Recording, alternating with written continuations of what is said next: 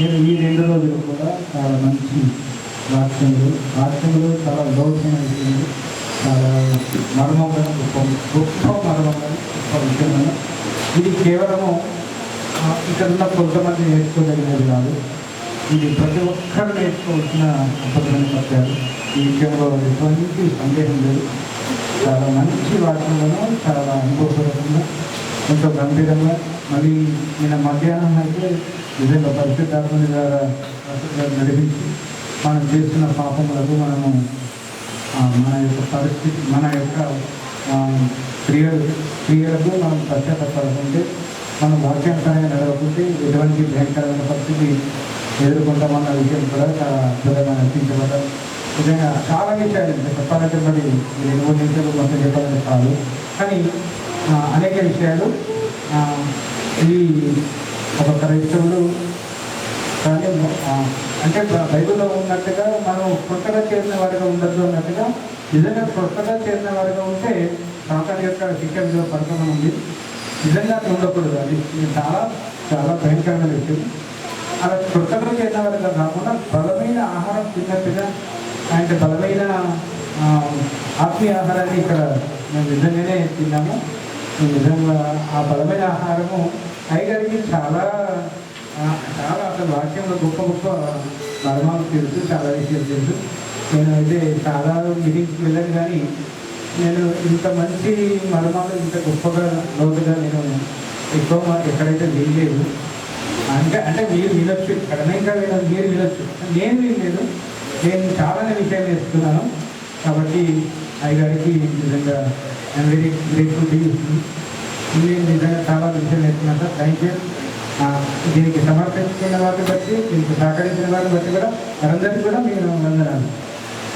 ఆది కాండం నుండి ప్రకటన వరకు 12 క్లాసులలో 2 రోజుల్లో మరి ఈ టైము తిరిగి పాటలు, తిరిగి మన వాక్యము అన్నీ కూడా 2 రోజుల్లో అయ్యగారు స్పీడ్గా చేసినప్పటికీ నాకు ముఖ్యంగా నచ్చిందంటే ఫిగర్స్ ద్వారా వివరించడము చాలా ఈజీగా అర్థమయ్యే పరిస్థితి.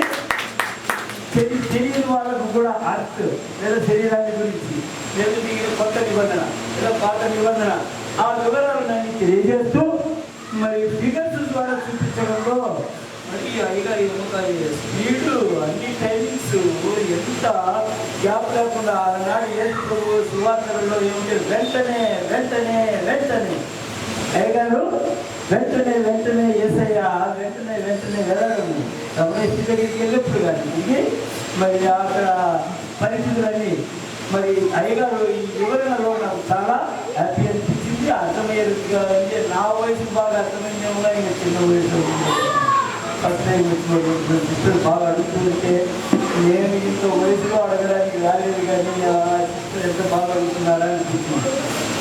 చెప్పట్టుకుంటే కోరుతాం.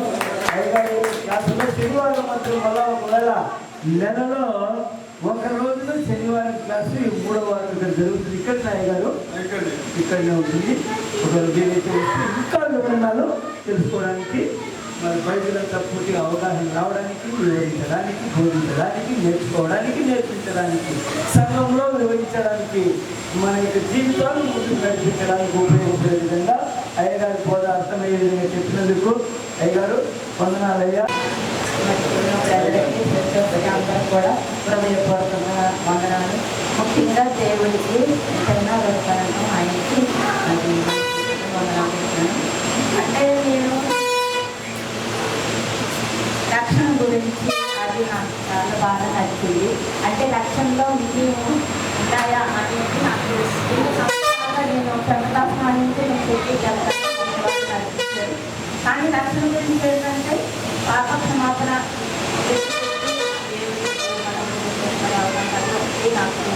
కానీ ఎన్నో ఉన్నాయి. నాకు మాత్రం సత్యం ఒకటి నేను తెలుసుకున్నాను. దాన్ని పెట్టి మరి దేవుడికి ఎంతైనా వందనాలు. ఇంకా అనేకమైన మర్మాలు మరి పెద్దగారు చెప్పాలని అవన్నీ మనం రాసుకోవడమే కాదు, మరి మన హృదయంలో నిలుపుకోవాలి. మరి పరిశుద్ధమైన గ్రంథాన్ని ప్రతిరోజు కూడా ధ్యానించాలి. నేను 2 సార్లు అయితే చదివేశాను బైబిల్ని. ఒకసారి అయితే చదివాను, రెండోసారి అయితే అర్థం చేసుకుంటూ మనం రాసుకోవాలి. రాసుకుని అది డిఫరెన్స్ మనం వెతకాలి అన్నప్పుడు నేను చాలా సంతోషించాను. ఎందుకంటే నేను ఇక్కడికి వచ్చాక నేను వాక్యం ఎలా చదవాలి, ఎలాగా నేర్చుకోవాలి అనేది నేను నేర్చుకున్నాను. మరి చాలా సార్లు కూడా గదులు లేనప్పుడు మరి సంఘాన్ని కూడా నడిపించాను. మరి దాన్ని కూడా వందనాలు. మనందరం దేవుడి సన్నిధికి వస్తున్నాము పోతున్నామంటే కాదు, దేవుడి వాక్యాన్ని మనం విని రాసుకోవాలి. రాసుకుని మళ్ళీ అది ఇంటికి వెళ్ళి ధ్యానించాలి. అది నిజమా అసత్యం అనేది కూడా మనం తెలుసుకోవాలి.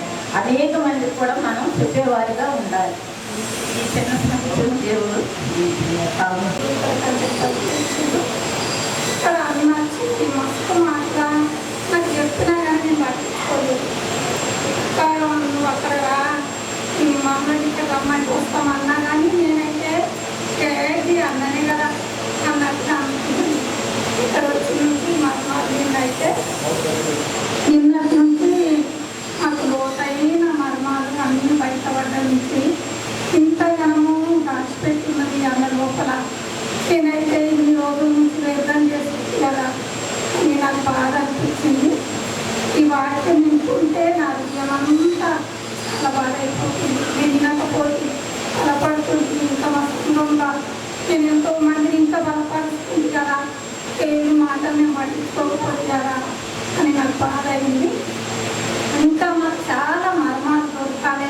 ఈ అన్నదారం ఇంకా ఇవ్వాలి, ఇంకా లోతైన మర్మం మేము తెలుసుకోవాలి అని కోరితే నాకు ఉంది. మళ్ళీ ఇక్కడ మేము తలంపు కలుసుకున్నాము, అడిగినాము. ఇది నా చిన్న సాక్ష్యము. దేవుడు దీవించింది.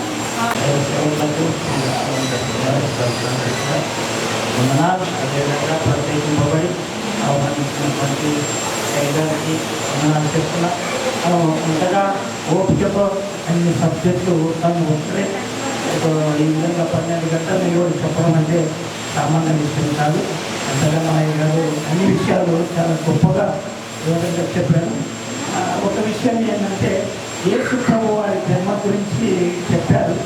అయితే యేసు ప్రభు వారి జన్మించినటువంటి తరుణంలో అసలు మానవుడి యొక్క దేహానికి ఆయన దేహానికి సంబంధం ఉందా లేదా అనేది ఇంకా నాకు అర్థం కాలేదు. ఎందుకంటే మరిగే స్థానాలను ఆయన ఆ పాలు ఇవ్వలేదు అనే మాట ఒకటి చెప్పాడు. రెండవది 9 నెలలు నిండిన తర్వాతనే ప్రసవించింది. అయితే ఆ యొక్క పిండము వాటి రక్తంతో పెరిగిందా లేదా అన్నది కూడా నాకు తెలియదు. అయినా ఆ వివరణ నాకు ఇంకా కన్ఫ్యూజన్ పడ్డాను. అది కూడా కొంచెం తెలియపరిస్తే అయ్యగారు. బాబు మంచి చెడు తెలివిలో వచ్చిన వయస్సు వరకు అంటే 12వ సంవత్సరం వచ్చేంత వరకు, మంచి చెడు తెలివి అంటే ఎప్పుడు వస్తాయి? 12వ సంవత్సరం వస్తుంది. ఆ 12వ సంవత్సరం వరకు ఆయన పాలు వెన్న పాలు తేనె తాగి బతికాడు ఉంది వెళ్ళి. ఓకే, ఒకటి. అదే అధ్యాయంలో ఇంకొక వచనం ఏముందంటే ఆ కాలంలో ఒకడు 2 గొర్రెలు 1 పశువును పెంచాడు అని. ఇది ఎవరు, ఏ కాలంలో అంటే ఫస్ట్ శుభవర్తమానం గొర్రెల కాపరికి చెప్పబడు. ఆ కాలం అంటే ఏ కాలం అంటే యేసు పుట్టిన కాలం. ఫస్ట్ శుభవర్తమానం ఎందుకు గొర్రెలకు చెప్పబడుతుందంటే అక్కడ యేసు పుట్టినంటే ఆకలితో ఏడుస్తున్నాడు, పాలు కావాలి. మరి అక్కడ పాలు లేదు, ఎందుకంటే శారీరక సంబంధంలో యేసు పుట్టలే. గ్రోయింగ్ బేబీ లెక్క పాలు ఇవ్వడానికి రొమ్మలో పాలు రావు. అర్థం చేసుకోవాలి. మెడికల్ రీతిగా చెప్తున్నాను. Any doctor, any MBBS doctor నేను వాదించడానికి రెడీ. యేసు క్రీస్తు ఆ విధంగా జన్మించారు కాబట్టి ఆ పశువు ఆ 2 గొర్రెలు మేపడానికి ఒక్కడు ఆ కాలంలో ఉండే. ఎవరితో ఉండే? గొర్రెల కాపర్లతో పాటు ఉండే. ఇప్పుడు ఆయన ఎందుకు పెంచుతున్నాడు, దేనికి కాపాడని తెలియాలి. ఇప్పుడు దూత వెళ్ళి చెప్తున్నాడు, నీ కొరకు దావీదు కుమారుడు అక్కడ జన్మించున్నాడు అనగానే వీడికి అర్థమైపోయింది, ఇది నాకే చెప్పబడుతున్నాయి. అందరితో పాటు వెళ్తున్నాడు. ఫస్ట్ మరియను దర్శించినప్పుడు ఆమె ఏంజెల్ చూసినప్పుడు ఈయన వెళ్ళి 3 కాணிకలు ఇస్తున్నారు. బహిరంగ రాయబడినది ఒక కాணிక. 3 జ్ఞానులు వచ్చి 3 కాணிకలు ఇస్తారు, బంగారం, వెండి, సాంబ్రాణి. కానీ మొట్టమొదటికి ఉన్న బహుమానం ఏంటంటే 2 గొర్రెలు, 1 ఆవు. ఎందుకు 2 గొర్రెలు పాలు తాగడానికి, ఆవు పెరుగు చేయడం, వెన్న చేయడం. ఇలా 12 సంవత్సరం ఇవ్వగలిగే కార్యం దేవుడు సిద్ధపరిచాడు. కాబట్టి యేసుక్రీస్తు అలాగే పెరిగాడు. ఇంకొక విషయం, బాప్టిజం యోహాను అడవిలో ఉండి 30 సంవత్సరం వరకు మెడతలు తేలు తిని తాగినట్టుగా మనం చూస్తున్నాం. అదన్నీ కరెక్ట్ ఉన్నట్టు యేసు మాత్రం పెరిగిన డౌటా? ఇంత క్లారిటీగా ప్రవచన వాక్యం ఉన్నప్పుడు, ఇంత క్లియర్గా దేవుడు రాసినప్పుడు మనం దాన్ని నమ్మలేకపోతే ఎట్లా? ఒక స్త్రీ అన్నది, నువ్వు తాగిన స్థలంలో కూడా ధన్యని చెప్పింది. సాధారణ స్త్రీ అమ్మ. నన్ను చూసి చాలా మంది మా ఊరు అంటారు, నీ తల్లి గొప్పదండి, ఎంత మంచి కొడుకును కదా అని చెప్తాడు. ఎందుకంటే నేను మంచిగా వాడబడుతున్నాను కాబట్టి. కన్న వాళ్ళు పొగడుతారు. అలా యేసు వాడబడుతున్నాడు. ఒక ఆమె ప్రేరేపించబడి చెప్తుంది, తల్లికి పొగడుతుంది. కానీ యేసు తాగాడా లేదా అని ఎవరికి తెలుసు? వాడికి తెలుసా? ఆమెకు తెలుసా? తెలియదు కదా. తెలియదు కాబట్టి సాధారణంగా అన్నది. కానీ అక్కడ యేసు ఏమంటున్నాడు, అది ఓకే కానీ వాక్యములు వెంబడించేటట్టు. వాక్యం ఎందుకు వెంబడించమంటది? వాక్యములకు చూడు, నేను తాగినా లేదా. యెషయా గ్రంథం 7వ అధ్యాయం 14వ వచనం చూస్తే, కాబట్టి ప్రభు తానే యొక్క సూచన మీకు చూపును, ఆలకించుడి, కన్యక గర్భవతి కుమారుని కని అతనికి ఇమ్మానుయేలును పేరు పెట్టును, కీడును విసర్జించుటకును మేలును కోరుటకును అతనికి తెలివి వచ్చినప్పుడు అతడు పెరుగు తేనెను తినును, కీడును విసర్జించుటకును మేలును కోరుటకు ఆ బాలునికి తెలివి రాక మునుపు నన్ను భయపెట్టు ఆ ఇద్దరు రాజుల దేశము పాడు చేయబడును. ఇది దేవుడు అంటే చెప్పలేదు కదా. దాన్ని ఎక్స్ప్లెయిన్ చేసి చెప్పడం అనేది చాలా కష్టం, కానీ చాలా షార్ట్ టైంలో ఎక్స్ప్లెయిన్ చేసేది. సెకండ్ ఏంటంటే పరిశుద్ధాత్మ. కుమారుడు ఎట్లా ఎక్స్ప్లెయిన్ చేస్తాము? చిన్నగా చేస్తాము.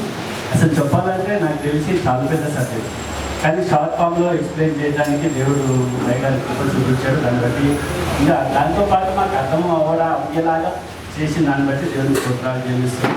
అదేవిధంగా పరిశుద్ధాత్ముడు ఆయన్ని మనలో ఉంటే ఆయన ఏం ప్రభావితం చేస్తారు.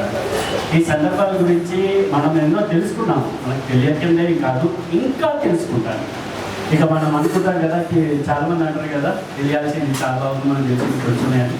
అట్లాగే మనకి తెలియాల్సింది ఉన్నా ఇంకా ఎక్కువగా తెలిసి ఈ విధంగా ఎక్స్ప్లెయిన్ చేయడానికి దేవుడు అంకుల్ అయ్యాన్ని వాడుకొని ఈ విధంగా మనకి అర్థమయ్యేలాగా, మనసు కూడా అర్థమయ్యేలాగా ప్రతిదాన్ని మనకు తోడు దయచేసినందుకు, ఈ సమయం ఇచ్చినందుకు చాలా థ్యాంక్స్.